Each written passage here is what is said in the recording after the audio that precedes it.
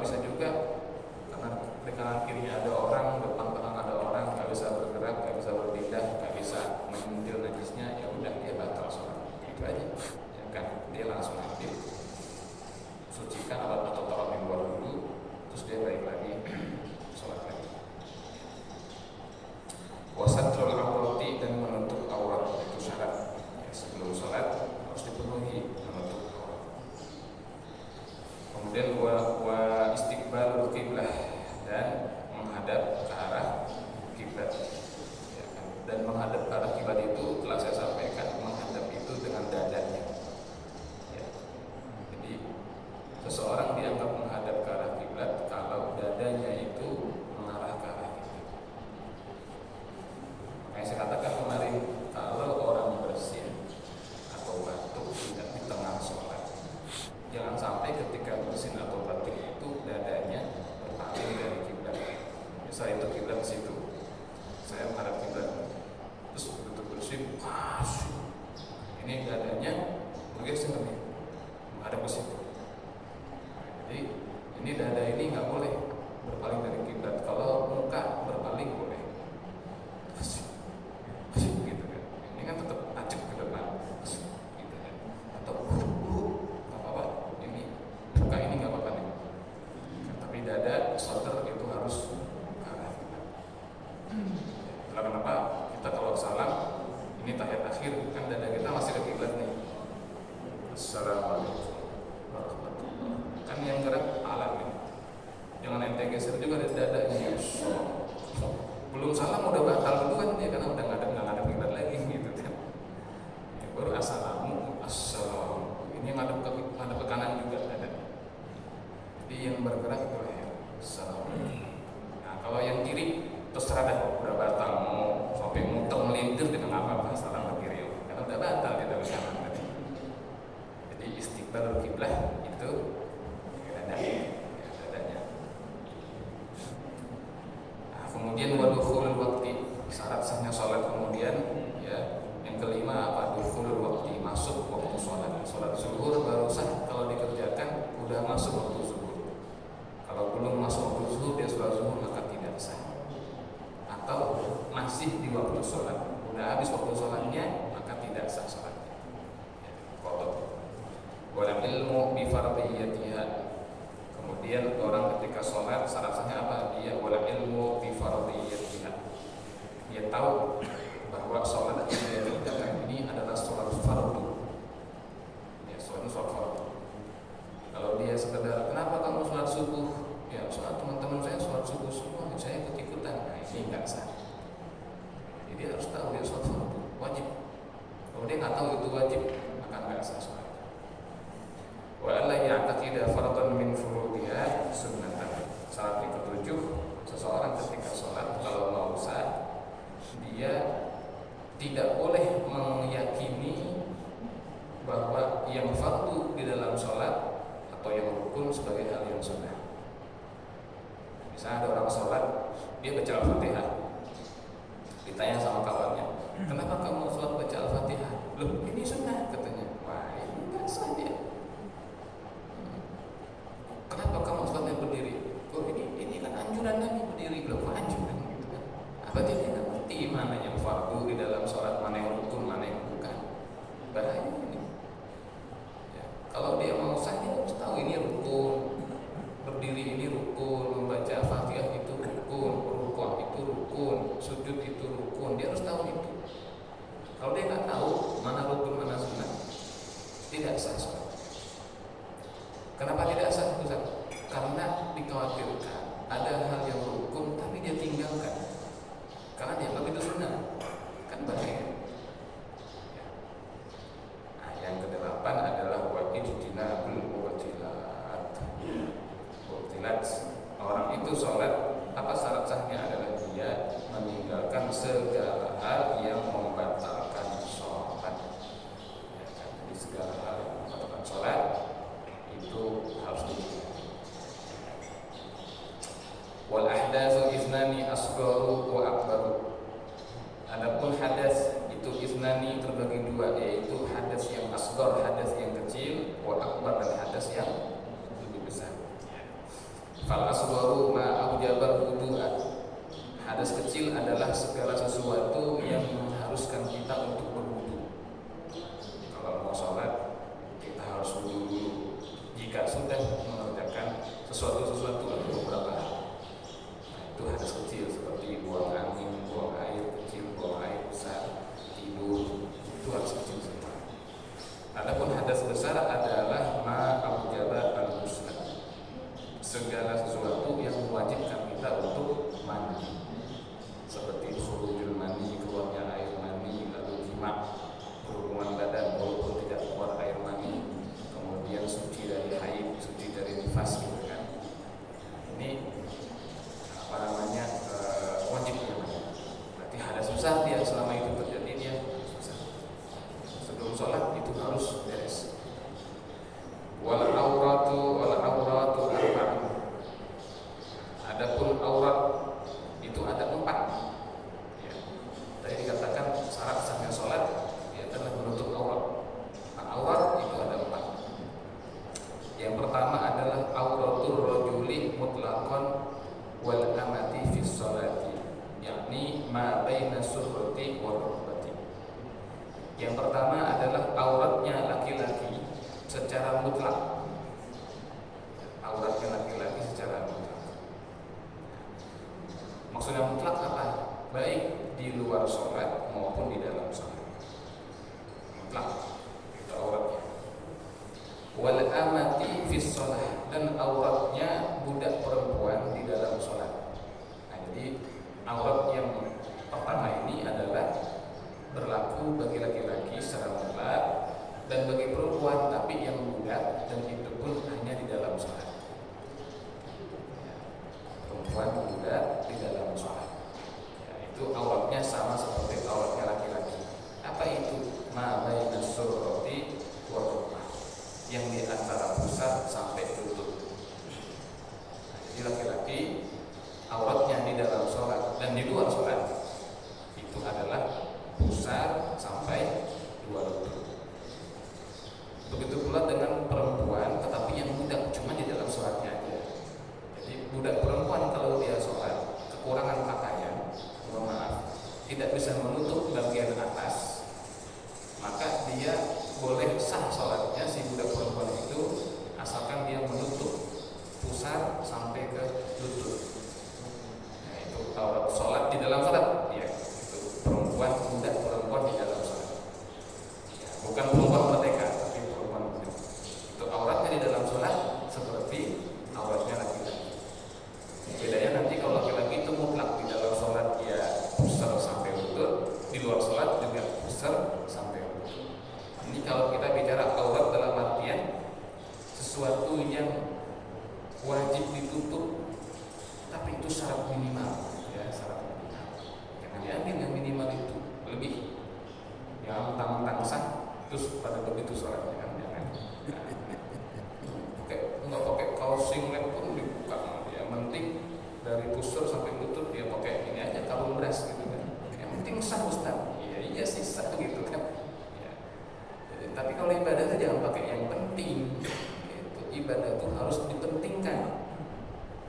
Jadi kita mementingkan ibadah adalah mengusahakannya sebaik mungkin, bukan sekedar ambil yang sah-sah saja. Ya. Nah, kemudian wa auratul hurrati fi shalah jami'u badaniha ma siwal wajhi wal kaffain. Aurat yang kedua adalah auratnya perempuan yang merdeka fi shalah, di dalam salat. Ya, perempuan yang merdeka seperti ibu-ibu, ya kan, yang hidup di era ini orang merdeka ini, ya, bukan budak. Maka di dalam salat auratnya adalah jami'u badaniha, seluruh badannya.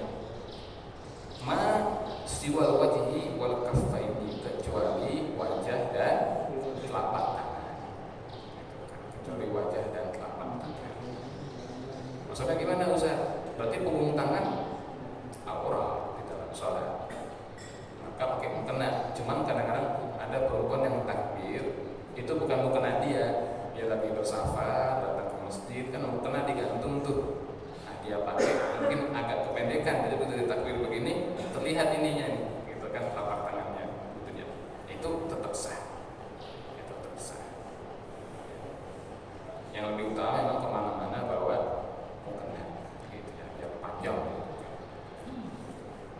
selain wajah dan kedua telapak tangan. Itulah kenapa teman-teman kita yang menggunakan cadar kaum perempuan ketika sholat harus dibuka. Ya. Kemudian wa auratul khurrati wal amati indal ajanibi jami'ul badani. Yang ketiga, kan tadi aurat ada 4 ya. Yang ketiga adalah auratnya wanita merdeka dan wanita yang budak indal ajanibi, ketika berhadapan dengan atau ketika bertemu dengan orang asing. Makna orang asing adalah bukan mahram. Ya. Auratnya wanita merdeka dan wanita budak ketika berada bersama orang asing atau bertemu orang asing atau di hadapan orang asing. Jadi bukan dalam salat. Apa auratnya? Jami'ul badan, seluruh badannya. Ya kan? Seluruh badannya itu adalah aurat. Ini disepakati oleh semua ulama.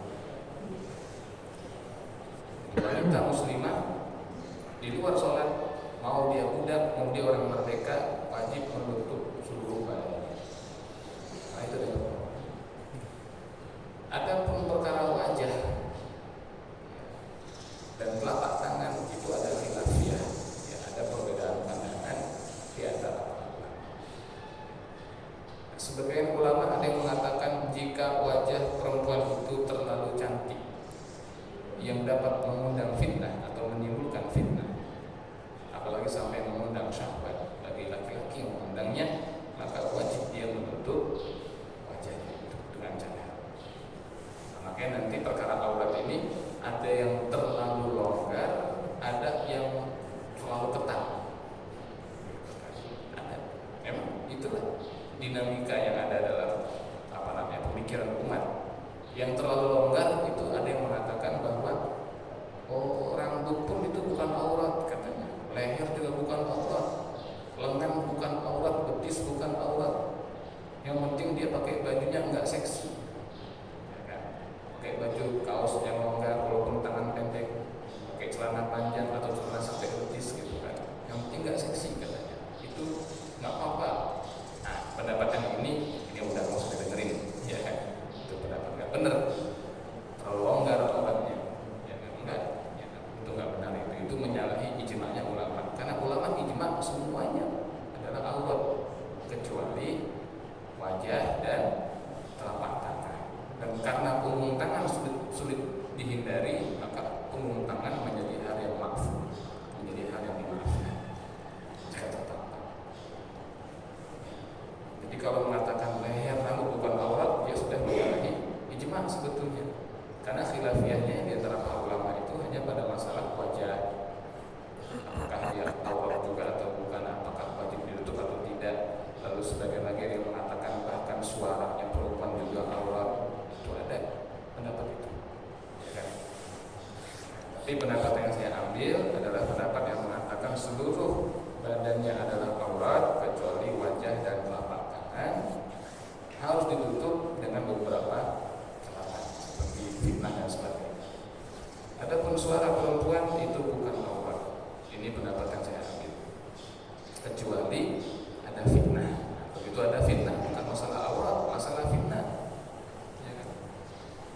Perempuan kalau bicara sama laki-laki yang ajanib, yang bukan mahram, bukan suaminya, itu misalnya berdagang atau apa gitu kan, itu jangan dengan nada-nada manja atau gimana, nggak usah. Ini panjang urusannya.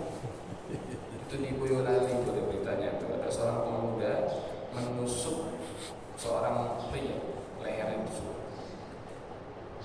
Jadi si yang korban ini punya konter handphone, jual pulsa, kartu perdana, gitu-gitu kan. Si pemuda ini naksir sama istrinya si pedagang konter ini, ya kan. Ya kan. Kalau di berita dikatakan baper, tapi kalau begitu didengarkan ceritanya, istrinya salah juga itu, ya kan. Ngapain istrinya memberikan tumpangan kepada pelanggannya, mobil, gitu kan, pulang bareng, gitu kan. Jadinya baper tuh. Jadi hati-hati ya, perempuan jangan murahan, jangan murahan. Kata Sayyidina Ali, laki-laki itu harus dermawan, karena itulah kemuliaan laki-laki.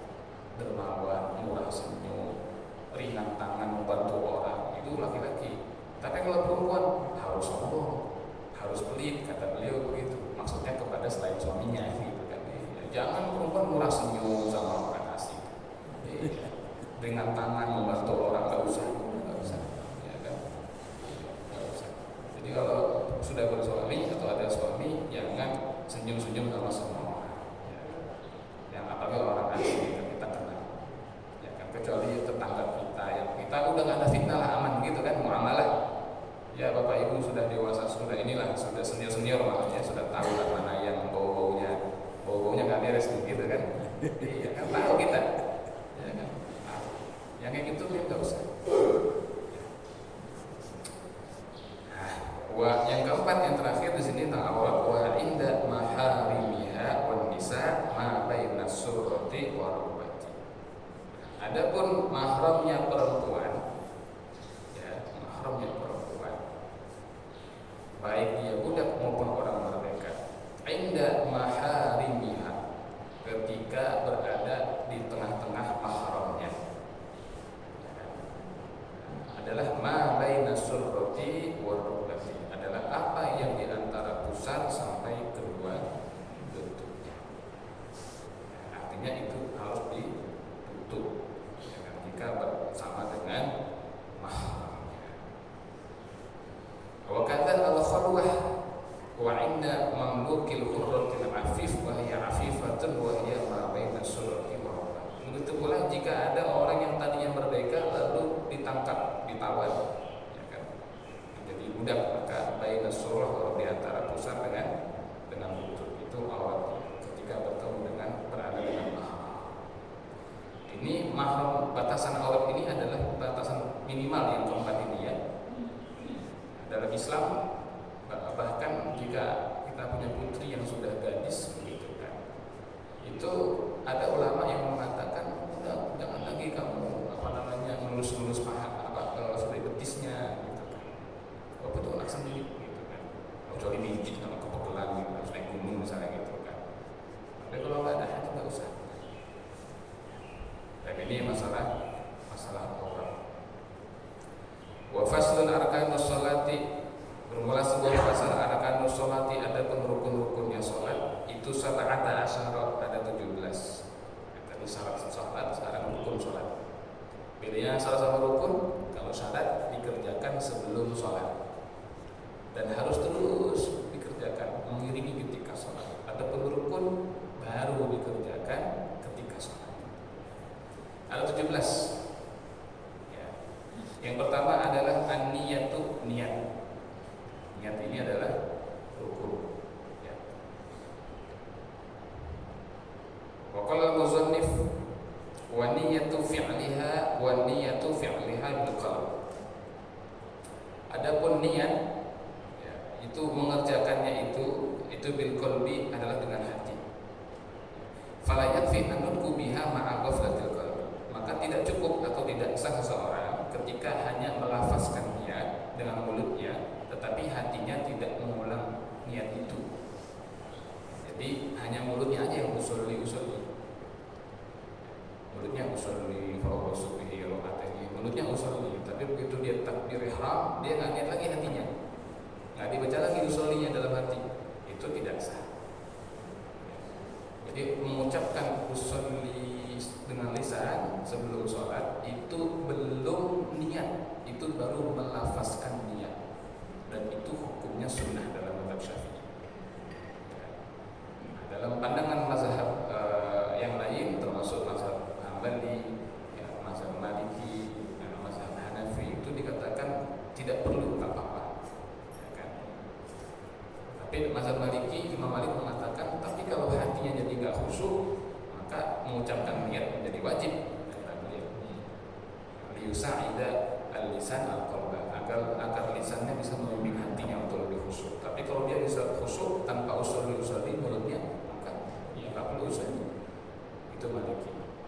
Tapi mazhab Syafi'i mengatakan sunnah melafazkan niat sebelum sholat. Kita sudah berdiri menghadap kiblat, lalu kita mengucapkan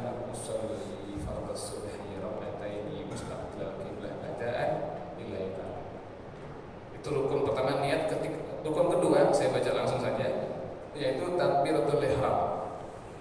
Allah, takbir memulai sholat. Nah, niat yang rukun yang di dalam hati itu berbarengan dengan takbir tadi.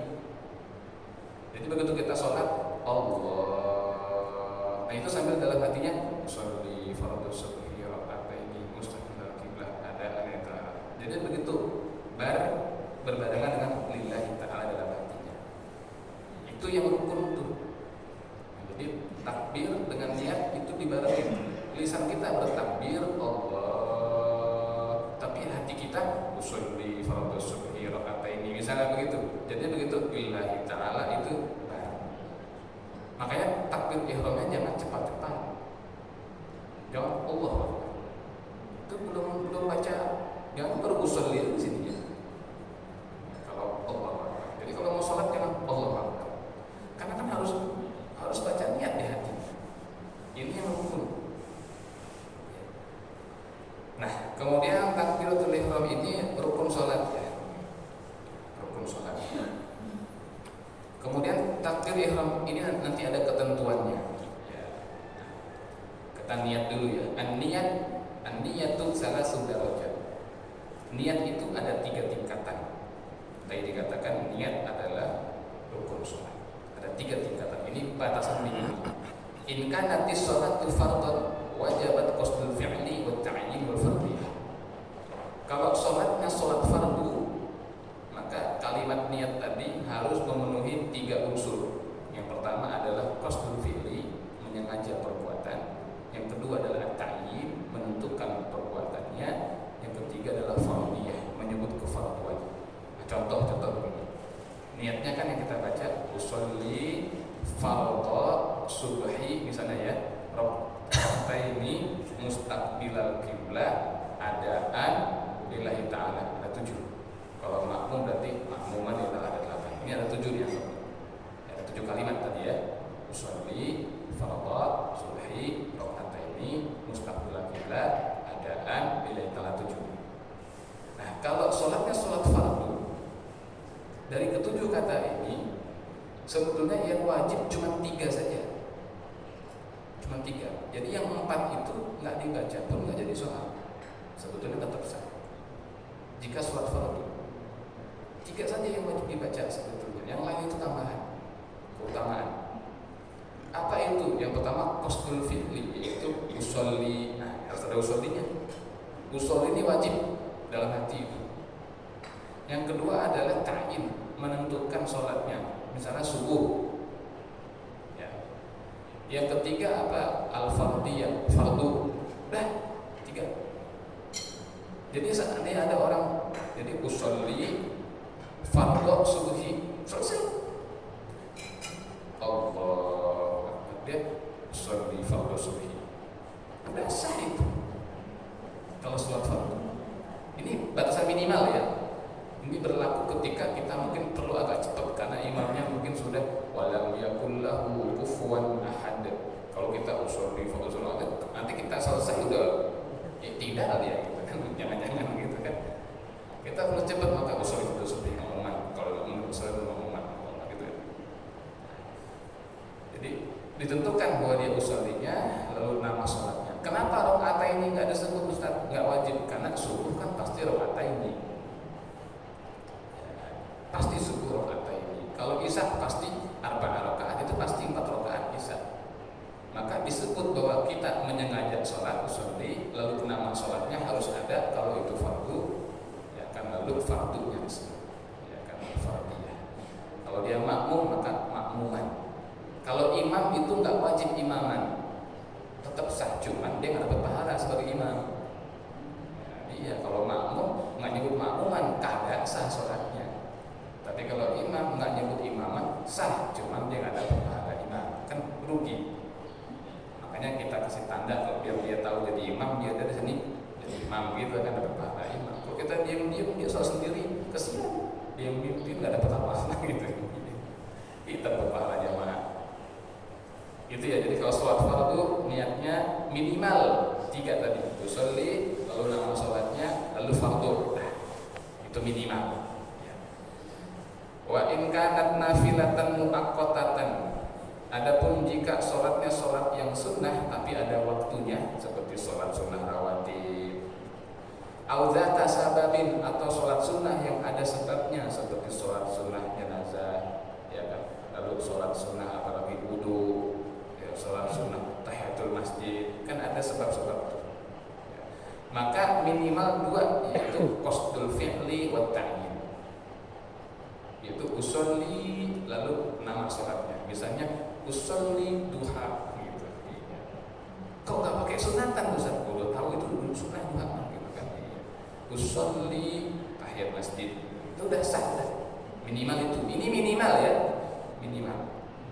Nah, wa in kanat nafilatan mutlaqatan wajib qasdul fi'li faqat. Tapi kalau sholatnya sholat sunnah mutlak tanpa sebab, sekedar pengen sholat saja, maka cukup usolli saja, itu sudah sah. Ah, capek saya baca Quran, capek saya zikir, sholat 2 rakaat, katakan kalau sholat sunnah mutlak pakai gitu kan, udah usolli gitu ya sah. Ada sebut nama. Ini minimal. Tapi kalau mau apik, mau tertib, lengkapin dong. Usolli fardhu subhi rakaat, itu kalau mau apik. Dalam keadaan darurat kita perlu cepat takbirnya, ya usolli fardhu subhi sudah selesai. Sudah satu. Nah, ini untuk masalah rukun yang pertama ya, yaitu masalah niat. Baik, sampai di sini ada yang mau ditanyakan dulu? Barangkali kita sudah bahas 2 hal ini tadi, tentang masalah syarat sahnya sholat sudah selesai, masalah aurat sudah selesai, lalu rukun sholat kita sudah membaca secara umum, ya kan, dan selesai untuk pembahasan masalah niat. Habis ini kita bahas tentang takbiratul ihram, karena itu juga ada syaratnya. Ya. Assalamualaikum warahmatullahi wabarakatuh. Waalaikumsalam. Mengenai bacaan sebelum salam setelah tahiyat, itu kan ada doa terakhir, itu boleh pakai bahasa Indonesia enggak?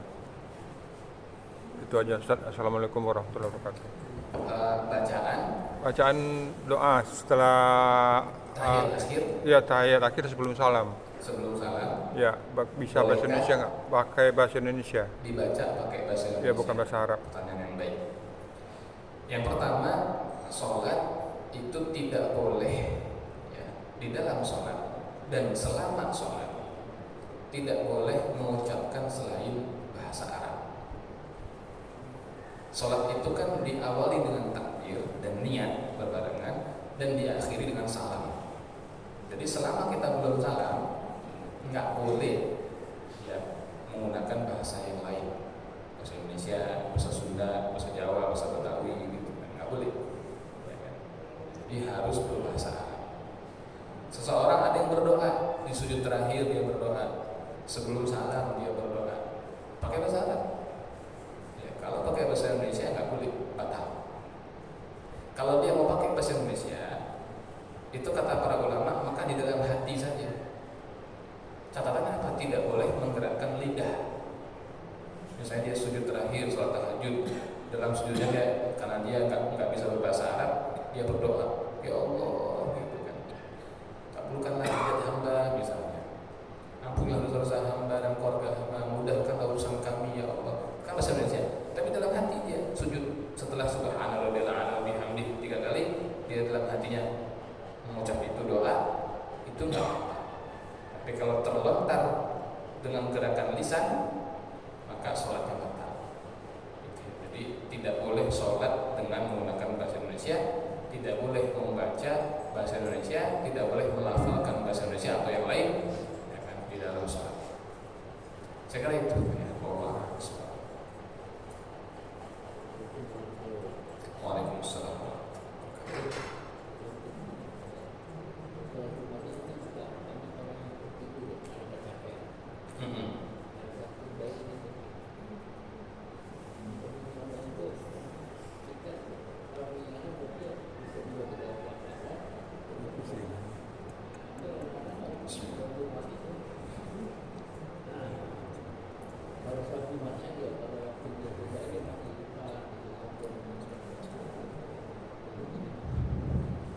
Pertanyaan yang baik tentang sholat Jumat. Ya. Sholat Jumat di antara syarat sahnya sholat Jumat itu adalah dia dilaksanakannya itu setelah khutbah, dua khutbah. Jadi khutbah ini kalau khutbahnya tidak sah, maka sholat Jumatnya jadi nggak sah. Begitu kira-kira. Itu hubungannya gitu ya. Jadi kalau khutbah Jumat tidak sah, maka sholat Jumat menjadi tidak sah. Itu yang pertama. Nah, masalahnya adalah di antara hal-hal yang harus terjadi ketika khutbah berlangsung yang menjadi syarat keabsahannya khutbah adalah bahwa khutbah itu didengarkan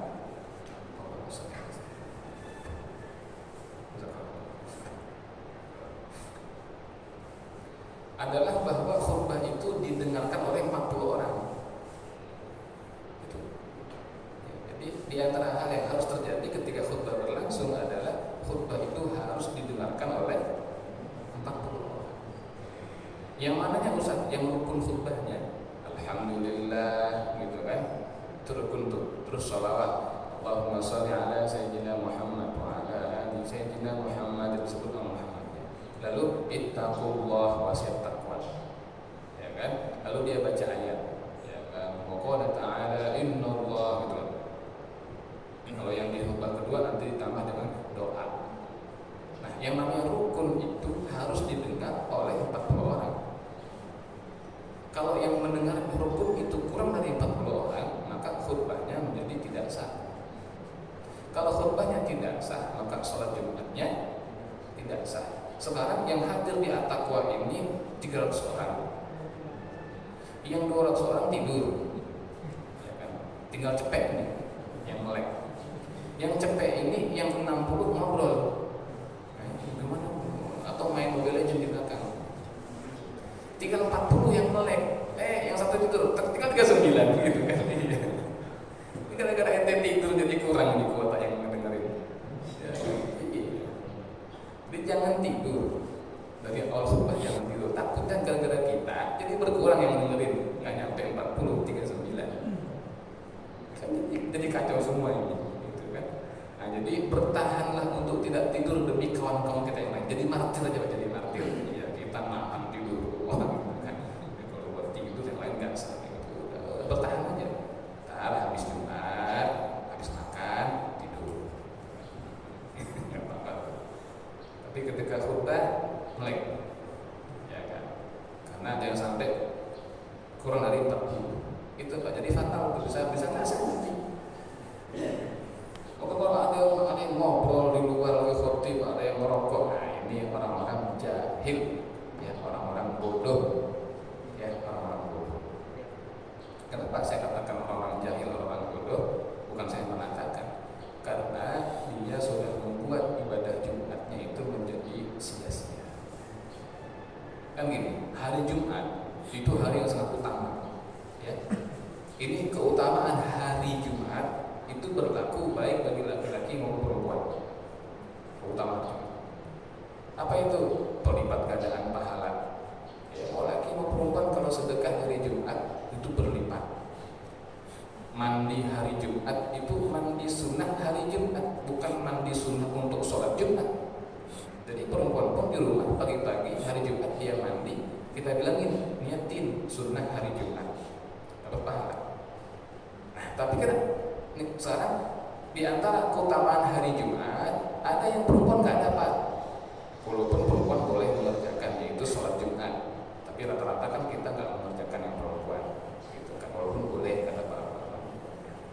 Ya kan? Dan kalau sudah Jumatan perempuan yang nggak perlu zuhur sudah cukup. Jadi kan nggak banyak. Dulu saya di Sumatera di kampung itu ada yang mengerjakan sholat Jumat perempuan. Di kita di kota jarang lah. Tapi anggaplah begini, sholat Jumat laki-laki yang mengerjakan. Maka yang dapat keutamaan sholat Jumat itu apa? Sholatul Jum'ah kafaratun. Ya kan, sholat Jumat itu adalah kafarat bagi dosa-dosa kita selama 7 hari plus 3, berarti 10 hari.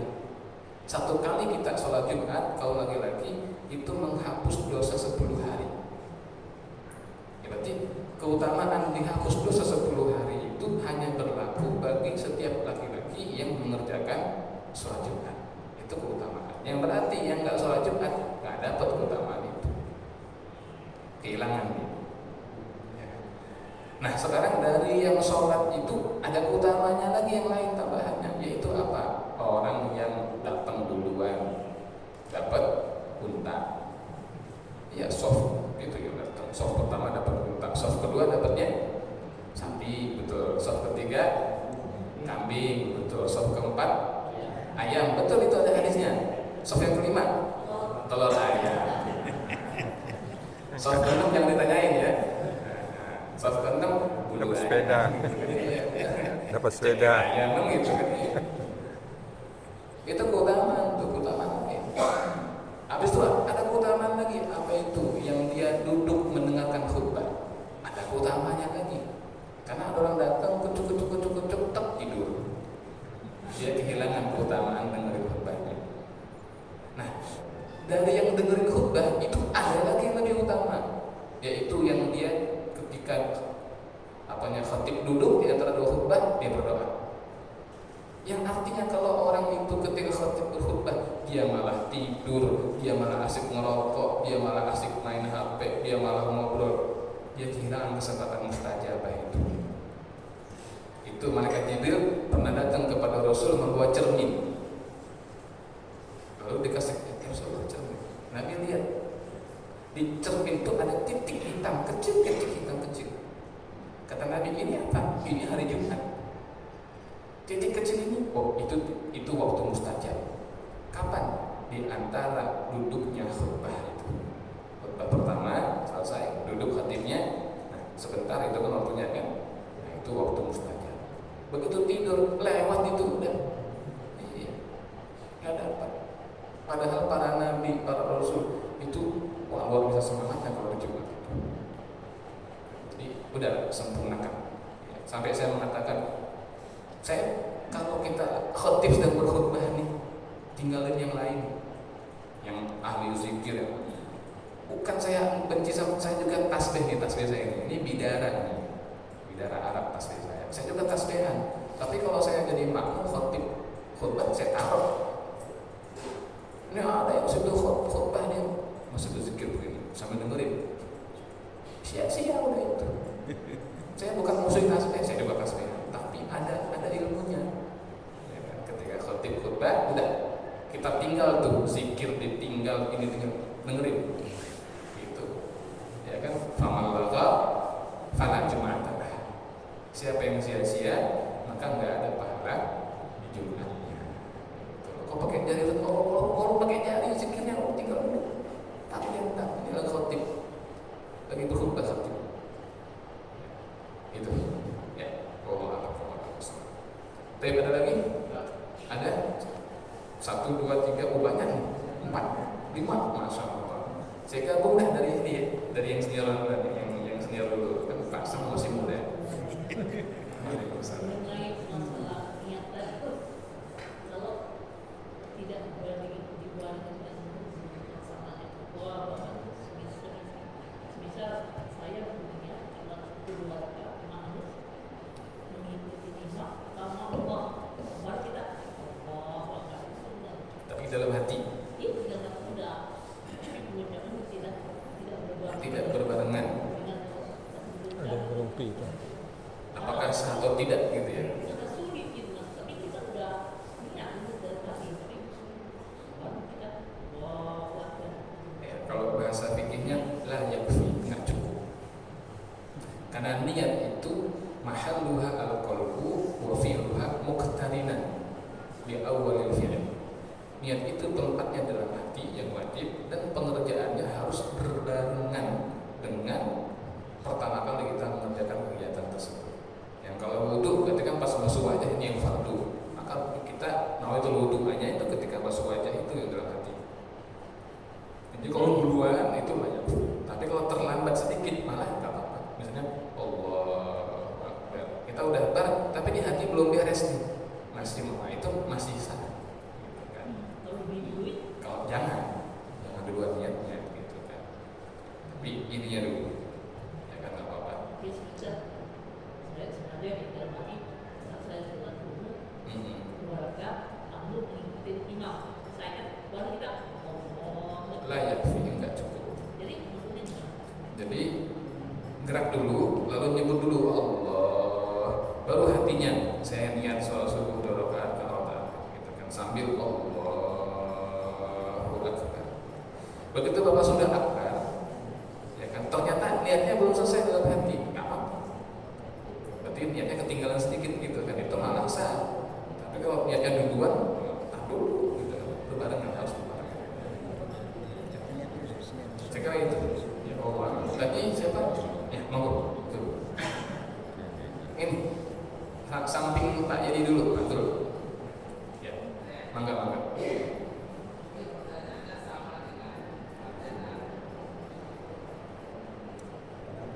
Sama.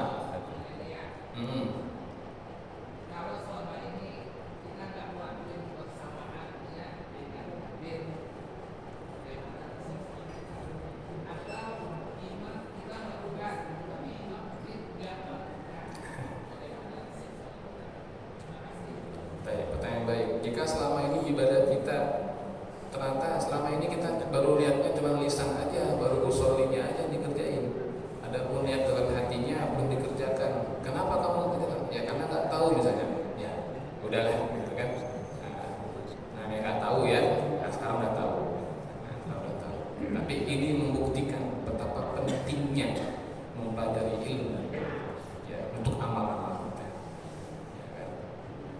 Jadi yang udah terlanjur ya udahlah. Semoga Allah Subhanahu Wa Taala mengampuni kita dan menerimanya. Udah gitu aja. Udah bagaimana? Mau saya suruh kodok puluhan tahun gitu kan, masih juga. Tapi ya udahlah, sekarang itu udah tahu nih.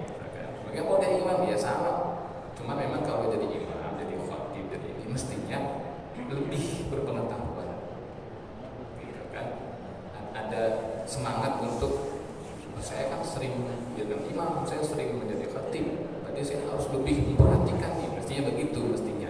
Itu salah satu bentuk tanggung jawab moral kita.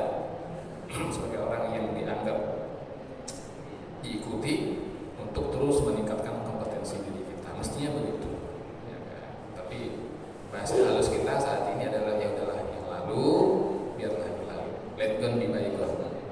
Iya, tapi terus meningkatkan diri ya. Oh, Pak Edi. Waalaikumsalam.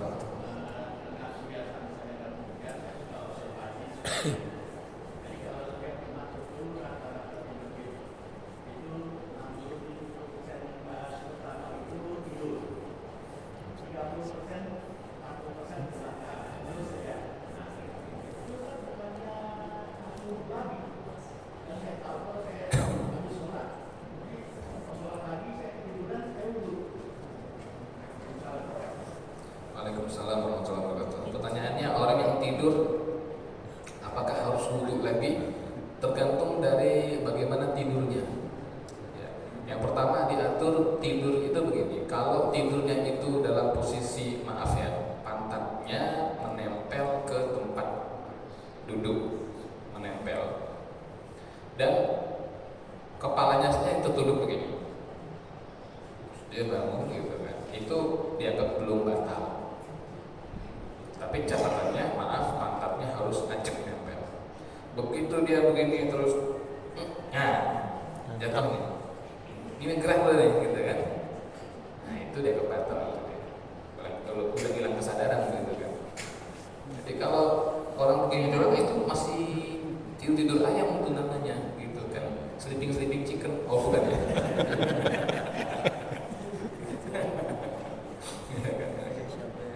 Tapi begitu udah begini, udah nggak sadar berarti.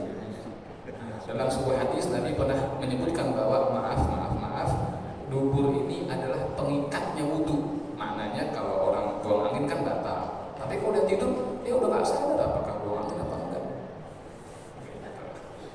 Jadi, oh dia nyender Ustaz, nyender dia begini kan, biar gak goyang-goyang gitu kan.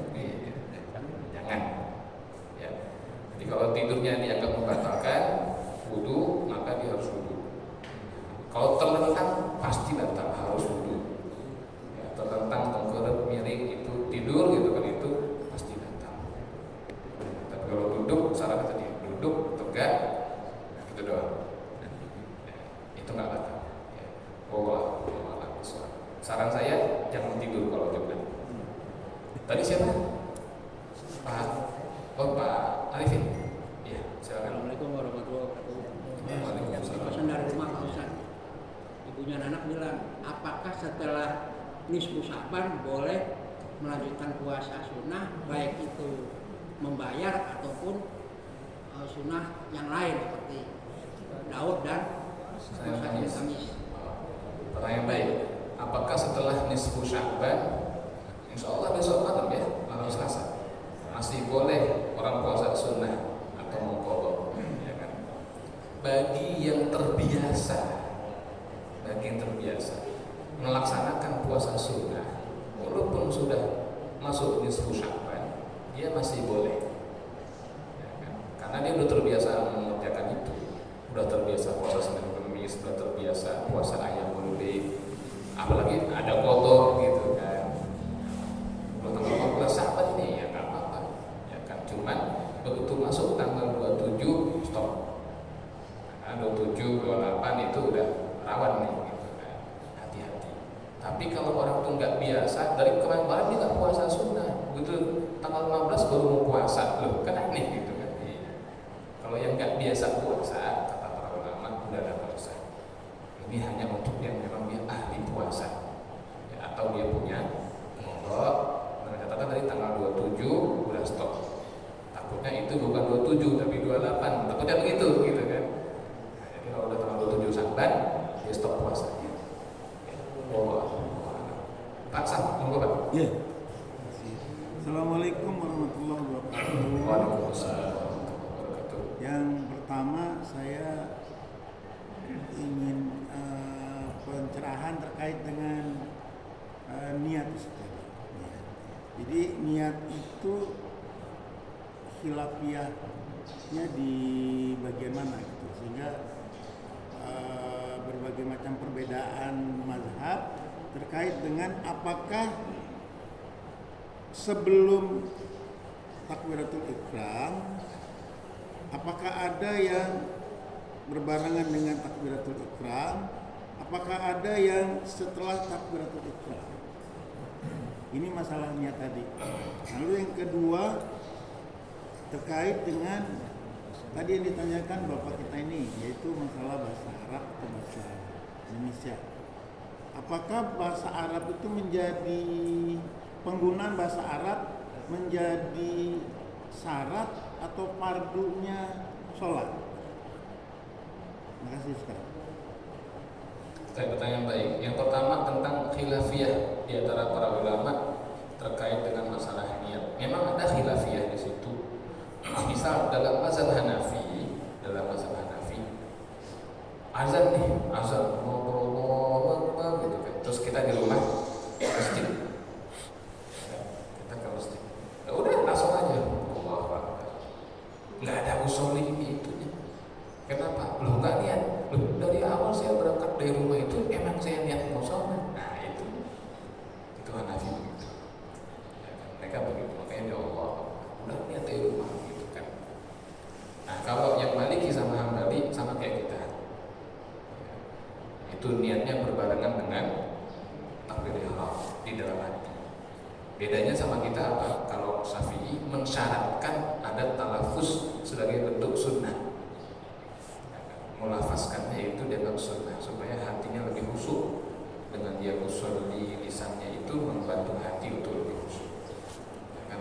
Sampai yang saya tahu itu Hanafi yang mengatakan dari rumah pun saya udah meninggal, memang saya pengen sholat bukan pengen main gaplek kata dia gitu kan. Jadi langsung itu Hanafi. Memang dengan Hanafi kita ada sedikit perbedaan yang agak tajam sebetulnya. Sebab mereka kadang-kadang mengatakan satu hal sebagai syarat, berarti di luar sholat. Sementara bagi kita itu rukun, gitu kan. Kadang-kadang kayak gitu. Tapi selama masih dalam bingkai 4 mazhab, itu masih aman. Ya, masih sama-sama ahlu sunnah wal jamaah. Itu yang pertama. Yang kedua, apakah berbahasa Arab itu dalam sholat menjadi syarat diterimanya sholat itu? Syarat sah mungkin kali ya, sahnya. Kalau ditolak atau diterima itu sebetulnya perkara gaib, Allah yang tahu, ya kan. Cuman secara fikih ilmunya, kalau pakai bahasa Indonesia maka tidak sah. Secara teori gitu. Untuk diterima kan harus sah dulu. Gimana mau diterima kalau nggak sah gitu kan? Nah, menggunakan selain bahasa Arab di dalam sholat itu termasuk hal yang membatalkan sholat. Nanti kita ketemu setelah ini ada pasal tentang mubtilatus sholat, hal-hal yang membatalkan sholat. Nggak usah yang bahasa Indonesia. Bahkan dia mengucapkan bahasa Arab yang punya arti bahasa Arab itu walaupun 2 huruf dengan sengaja atau 3 huruf dengan tidak sengaja, maka itu juga batal sholatnya walaupun bahasa Arab. Misal ada orang sholat terus dia bersin, dia bersinnya Hashim, Hashim ya. Hashim itu nama orang bahasa Arab itu, Hamzah, Alif, Shin, Mim, Hashim. Kan apa Nabi gitu kan, kakek Nabi gitu kan, Hashim, Hashim gitu kan. Nah, batal udah gitu kayak gitu. Iya, berapa huruf tuh ya kan, 1, 2, 3, 4 huruf gitu kan. Jadi hati-hati gitu. Kalau besar-besar gitu kan. Ada yang wah usuh gitu kan, ada yang gitu dalam sholat gitu kan. Jadi yang kayak gitu tak ada, walaupun bahasa Arab. Itu Pak ya. Alhamdulillah. Alhamdulillah. Itu ada ulama yang mengatakan nggak apa-apa. Tapi saya pribadi saya nggak berani ambil risiko. Karena ada ulama mengatakan jangan. Jadi orang bersin nih, terus dia sendiri itu ada ulama mengatakan nggak apa-apa. Cuman saya pribadi masih nggak berani begitu. Jadi kalau bersin saya dalam hati aja alhamdulillahnya. Saya khawatir begitu saya masih alhamdulillah. Kalau saya sebenarnya ya alhamdulillah gitu kan, gitu kan. Dia kelepasan gitu kan, takutnya gitu kan. Takutnya jadi begitu nyamber gitu kan. Iya.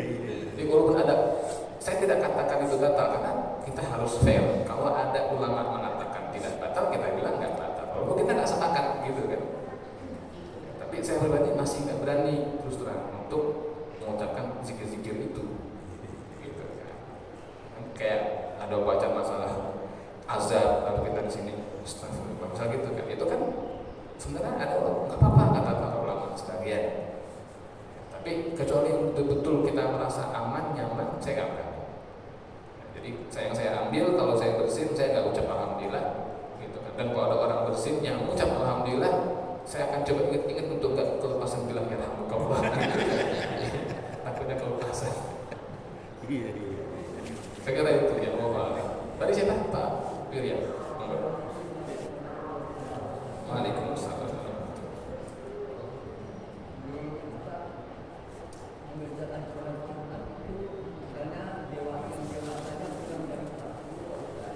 Ya.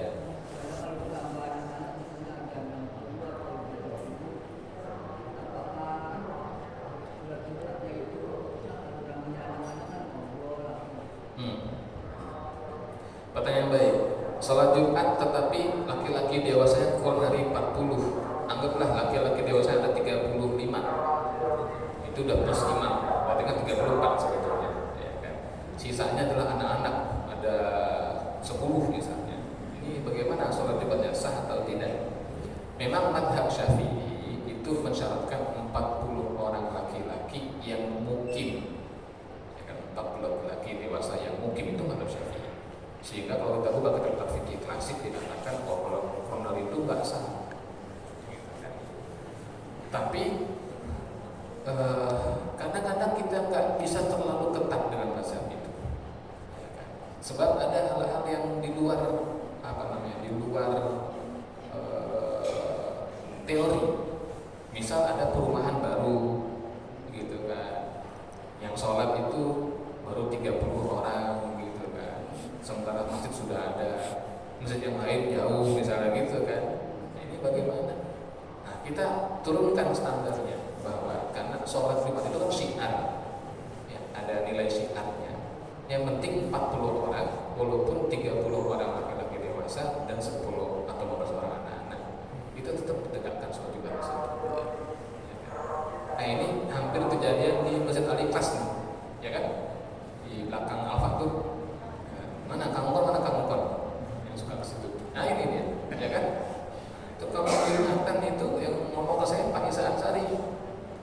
makin dikit Ustaz yang Jumatan gitu kan. Saya khawatir kurang dari 40 nih lama-lama. Saya bilang kalau asap kurangnya nggak kurang-kurang banget gitu kan. Ya 32 ya kan gitu 35. Kalau sampai 15 ekor ya jangan lah gitu. Kalau 30-an masih lanjut aja Ustaz saya bilang gitu. Iya. Tetap karena ini syiar saya bilang ya kan, yang 30 laki-laki dewasa, 10 anak-anak, nggak apa-apa lanjut saya bilang. Nah, perkara di anak-anak suka ngobrol itu bisa dikondisikan, bisa dibimbing anak-anak itu. Kita sampaikan jangan sampai. Jadi karena syiar, tapi kalau sampai 15 cari masjid yang lain buat Jumatan. Atau kalau mau syiar dia kerjakan Jumat, habis itu dia sholat zuhur 4 rakaat. Karena yang tadi dianggap cuma syiar doang, tapi tidak menggugurkan kewajiban untuk subuhnya. Ya, saya kira itu bahwa ada lagi barangkali ada banyak yang belum dulu nih kalau gitu ya. Pak Agus tuh. Monggo Pak Agus. Waalaikumsalam. Kembali tentang niat Ustaz. Ya. Ya kan? Pertama yang tadi kayak Pak Sam Ustaz. Memang kita kan di dalam diajarin dari kecil itu kan, sebelum takbir itu kan kita niat sholli dinafaskan gitu. Allah Akbar. Nah, waktu Allah Akbar itu kadang kita kan tidak niat lagi gitu. Karena tadi sudah dijelaskan. Karena harusnya pada tadi yang Pak Ustaz sampaikan, Allah Akbar. Minimal kan 2 tadi, sholli subhi lillahi ta'ala. Faktor 3. Ya, sholli fardhu subhi, Allah Akbar gitu kan. Umpamanya kalau sholli fardhu subhi, apakah kita harus pakai lillahi ta'ala, Allah Akbar gitu. Itu pertama Ustaz. Yang kedua, kalau kita banyak berubah niat Ustaz. Jadi umpamanya kita datang ke masjid, maunya kan harusnya sholat tahiyatul masjid. Tapi kita langsung sholli salatal subhi buat Ustaz. Oh, kita belum azan gitu. Itu apakah kita merubah niat apa bagaimana? Atau umpamanya kita ulang lagi dari awal kan berarti imam gitu Ustaz. Bagaimana Ustaz? Pertanyaan baik. Yang pertama masalah niat tadi ya, apakah harus ada lillahi ta'alanya? Enggak. Ya, enggak. Jadi lillahi ta'ala itu bukan menjadi komponen yang harus ada di dalam rukun niat. Ya, berarti enggak usah pakai lillahi ta'ala juga bisa. Tapi afdalnya memang ada lillahi ta'ala. Saya pun kadang-kadang kalau udah masuk, ya saya nggak pakai usul-usul lagi, makin ketinggalan nanti misalnya gitu kan. Itu pun begitu takbir juga ambil yang rukunnya aja, sholli fardhu subhi ma'muman, gitu doang gitu kan. Jadi lillahi ta'ala itu tidak menjadi rukun karena dilafazkan atau disebutkan dalam hati, Allah yang lebih tahu apakah dia betul lillahi ta'ala atau bukan. Tapi kalau apik adabnya disebut. Itu yang pertama. Ya. Yang kedua merubah niat. Orang datang ke masjid belum azan subuh, niatnya tahiyatul masjid tadinya, pengennya begitu, tapi begitu takbir atau ini malah sunnah subuh, qobliyah subuh gitu kan. Ini gimana sholatnya? Ya nggak sah dia, karena sholat qobliyah subuh itu adalah termasuk sholat sunnah yang muakkad, waktunya ada, yaitu setelah azan subuh dan sebelum mengerjakan sholat subuh. Jadi kalau sebelum azan subuh dikumandangkan, bukan qobliyah subuh namanya. Gitu kan. Jadi qobliyah subuh atau sholat sunnah fajar itu baru boleh dikerjakan setelah masuk waktu subuh dan sebelum kita mengerjakan sholat subuhnya. Ada 2 rakaat sunnah itu, namanya kadang-kadang disebut sholat fajar, kadang-kadang sholat qobliyah subuh. Jadi kalau belum masuk waktu azan yang terkait, maka belum disebut qobliyah. Terus gimana solusinya? Ya begitu dia ingat bahwa dia salah, ya takbir lagi aja. Allah, niat tadi perbaiki. Yang kedua, merubah niat boleh dari makmuman, kita makmum, tapi kita masbuk gitu kan. Begitu imam salam kita berdiri, ada orang tepok, nah, kita jadi imaman gitu kan, boleh. Atau sebaliknya dari makmum menjadi munfarid. Kita sholat makmuman, pas imam baca, kita lagi bersafar gitu kan, mampir di sebuah masjid, imam baca Al-Fatihahnya nggak bener, nggak sah itu Fatihahnya, sampai pada tingkatan tidak sah. Nah kita langsung di sini munfaridan, langsung begitu dalam hati, Udah. Yang tadi yang makmuman kita melepaskan diri dari makmum dari si imam itu mufaraqah. Walaupun gerakannya terpaksa membarengi supaya nggak ada fitnah gitu kan. Tapi semua baca sendiri. Itu juga boleh ya, berubah niat seperti itu. Ya Allah. Tadi siapa? Satu lagi pada dua. Mengenai masalah Jumat ya. Masalah Jumat ya, kalau itu sudah naik musola, Iya. akhirnya tidak khotbah harus bicara. Tetapi pada waktu tim berdoa kita amin. Gimana? Saya dulu ya Pak Herbe. Menjawab khatib tidak membatalkan pahala khutbah. Jadi menjawab khatib tidak membatalkan pahala khutbah. Nabi pernah lagi khutbah, ada sahabat datang langsung duduk. Nabi nanya, kamu udah sholat belum sebelum datang ke sini? Sebelum datang ke masjid, berarti kan sebelum masuk masjid. Kata sahabat tadi, belum ya Rasulullah. Sholli wa khaffif, sholat dulu tapi yang ringkas, jangan lama-lama. Maka beliau sholat 2 rakaat tapi nggak lama. Ini berarti ada ngobrol nih, ya kan? Nah, maka kata para ulama, menjawab khatib itu tidak membatalkan pahala khutbah, pahala Jumat kita akan batal. Misal khatib mengatakan, dan saya wasiatkan kepada saudara untuk bertakwa kepada Allah, kita jawab insya Allah gitu. Misalnya kita jawab begitu, itu nggak batal, tapi nggak bagus gitu kan, tapi nggak batal. Nah, semoga Allah Taala menjayakan umat Islam, amin. Itu nggak batal. Ya, termasuk mengaminkan berarti menjawab ucapan khatib, itu tidak membatalkan, tidak menyia-nyiakan pahala. Ya. Tapi kalau bertanya kepada khatib maka menyia-nyiakan. Misalnya, Pak Khatib tolong diulangi tadi nggak jelas. Nah, nggak tahu deh Pak. Misalnya gitu kan. Iya. Atau Pak Khatib waktu Pak Khatib gitu kan. Jangan. Ya. Pak Harun terakhir. Waalaikumsalam.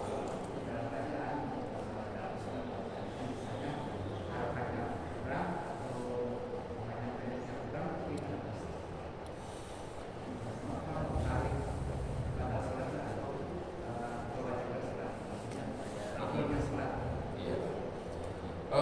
Seseorang yang ketika sholat bacaannya nggak tertib, ya ini bisa membatalkan memang.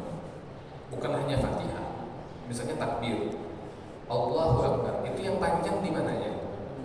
Allah, gitu kan? Allah, A-nya nggak panjang, Hu-nya nggak panjang, A-nya nggak panjang, Bar-nya nggak panjang, yang panjang cuma Allah. Jadi begitu orang sholat nggak tertib, ya bisa nggak sah. Misalnya apa? Allahu Akbar, nggak sah kan? Itu kan. Yang pendek jadi panjang gitu kan. Yang sering terjadi itu A-nya dipanjangkan.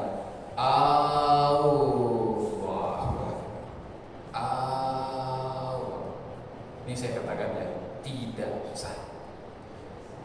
Termasuk azan. Ada yang azan, saya nggak tahu ya. Ada yang azan begini, Allahu Akbar, Allahu Akbar. Itu tidak sah adanya. Maksud tidak sah apa? Salah. Walaupun azan itu sunnah, ya. Tapi kan jadi kesian, nggak dapat pahala. Karena kalau A-nya yang panjang, artinya menjadi apakah. Jadi bukan Allah Maha Besar, tapi apakah Allah Maha Besar? Nah, jadi bertanya. Maka Allahu Akbar, Allahu Akbar gitu kan. Jadi A-nya pendek, Allah gitu. Allah bukan Allah. Nanti sholat jadi imam Allah. Nggak boleh itu. Kalau takbir udah nggak sah, gimana ceritanya gitu kan. Belum mulai sholat udah batal.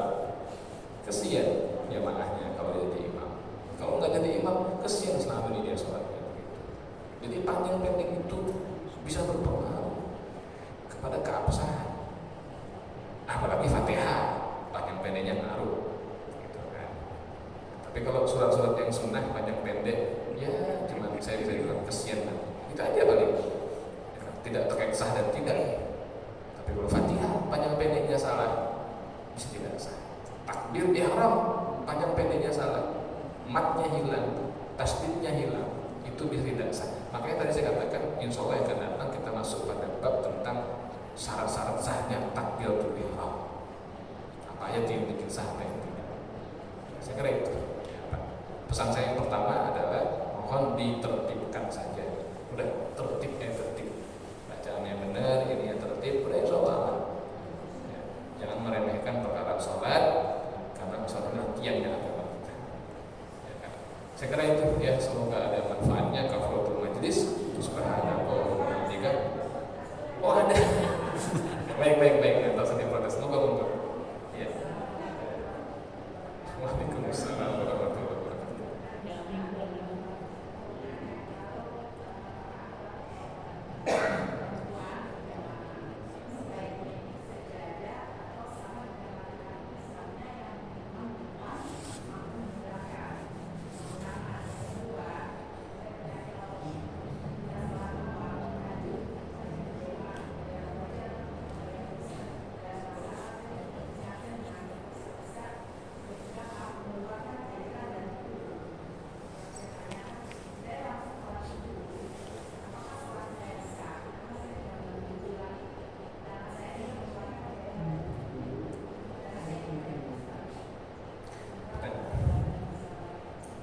Waalaikumsalam warahmatullahi wabarakatuh. Yang baik. Yang pertama, posisi perempuan ketika berjamaah.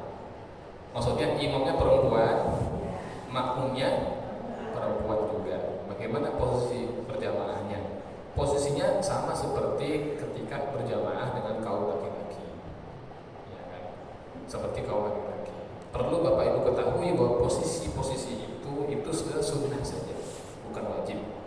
Ya kan? Jadi misalnya gini, suami imam, istri makmum sendiri, maka posisi istri afdolnya itu di belakang suami, pas sejajar. Tapi kadang-kadang karena nggak muat atau apa, sempit musolahnya, istri geser ke kiri, geser ke kanan, udah nggak apa-apa, sah. Jadi posisi-posisi itu adalah keafdolan saja. Kita punya masjid kayak gini, laki-laki di depan, perempuan di belakang. Di beberapa masjid nggak begitu, dibelah di tengah sini. Jadi laki-laki sholat sini, nah, yang bagian belakang sama perempuan sejajar akhirnya gitu kan, karena dibelah di tengah. Itu bagaimana Ustaz? Ya sah-sah saja. Tapi kurang afdol. Ya kalau emang karena nggak mungkin buat dibelahnya mendatar begini, apa boleh buat?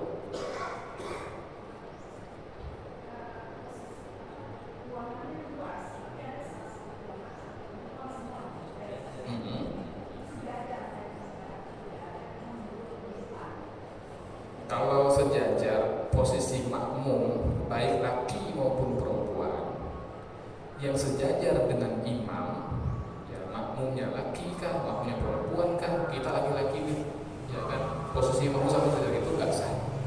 Jadi posisi imam itu nanti ada di sini. Setelah ini kita ketemu bab, namanya bab syurutul qudwah, ya, bab syarat-syaratnya kita sah berjamaah. Itu adalah bahwasanya posisi imam harus lebih depan. Pada apa yang Ustaz? Pada mauqifnya, tempat berdirinya. Tempat berdirinya imam itu harus lebih depan daripada makmum. Baik ini laki-laki atau perempuan. Ya. Jadi jangan sampai sejajar. Kalau sejajar semua itu satu dari imam, nggak boleh. Minimal maju satu langkah. Jadi imam itu tidak boleh sejajar sama makmum. Kalau ada makmum yang sejajar sama imam, maka makmum itu batal sholatnya. Bukan hanya batal jamaah, tapi yang batal adalah sholatnya. Itu nggak boleh. Ini berlaku bagi laki maupun perempuan. Ya. Itu yang pertama. Oh, saya kira nanya. Jadi kalau kepala nggak jadi soal, ya tempat berdiri. Jadi kalau pas sujud ternyata kepalanya sama nih, imam sama makmum. Ya karena mungkin makmumnya tingginya 180, imamnya 150 biasanya. Ya, yang penting ketika berdiri itu makmum di belakang. Minimal satu langkah dari belakang kita. Jadi kalau sejajar, mauqifnya berdiri sejajar itu nggak sah. Itu yang pertama ya. Yang kedua tadi tentang orang yang sholat sambil nangis-nangis. Sholat sambil nangis-nangis kalau disengaja hukumnya makruh kata para ulama.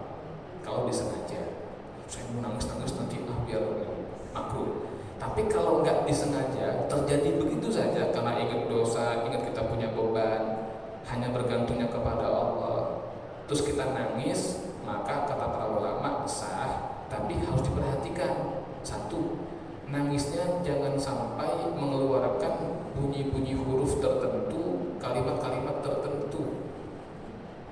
Kalau terpisah-pisah seperti nah, itu masih boleh.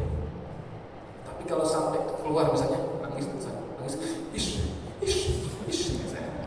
Ish itu kan bahasa Arab artinya ada apa gitu kan. Iya. Itu jadi bunyi-bunyi itu huruf gitu. Kalau terisak saja atau sampai tersengal-sengal, nah itu masih sah. Jadilah kasih. Itu kadang-kadang memang Allah gitu loh, sentuh terdapat dia nangis. Ya. Sampai keluar ingus-ingus Ustaz. Keluar ingus itu tidak membatalkan wudu. Ya, keluarnya cairan dari hidung kita akibat menangis atau dari mata kita itu tidak membatalkan wudu. Ya. Tapi kalau keluar cairan dari kuping ya, dan berbau, maka itu najis. Tidak wudu tapi harus dibersihkan. Gitu kan. Tapi kalau dari hidung dan dari mata ya, dan dari mulut dalam keadaan terjaga itu tidak dianggap najis dan tidak membatalkan wudu. Jadi boleh dia sholat. Saya kira itu. Ya. Oh, habis sholat